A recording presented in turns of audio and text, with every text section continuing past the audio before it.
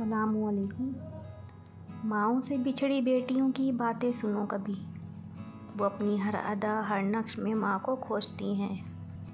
عنوان ہے محبت اور کتاب ہے زندگی، ماں کے بغیر صرف عذاب ہے زندگی۔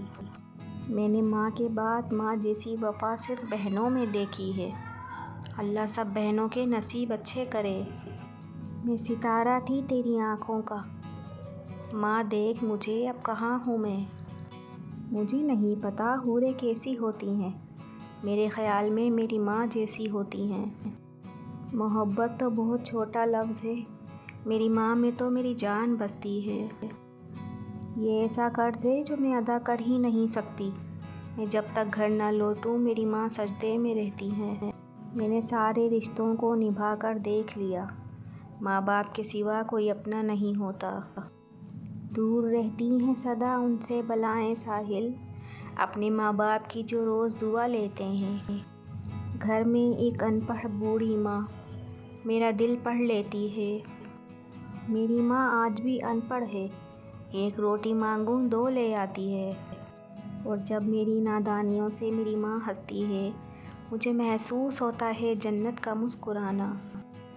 خدا کی جنت دنیا میں کبھی دیکھنے کا شوق ہو تو فقط ایک بار اپنی ماں کی گود میں سو کر دیکھنا۔ تو سمندر محبتوں کا اے میری ماں، میں تیری گود میں قطرہ ایک چھوٹا سا، اور کما کے اتنی دولت بھی میں اپنی ماں کو دے نہ پایا کہ جتنے سکوں سے میری ماں نظر اتارا کرتی تھی۔ میں اس سے قیمتی شے کوئی کھو نہیں سکتا، عدیل ماں کی جگہ کوئی ہو نہیں سکتا۔ ماں، محبت، شفقت، عبادت، ریاضت، وہ لفظ ہی نہیں اترا جس سے تجھے لکھوں میں۔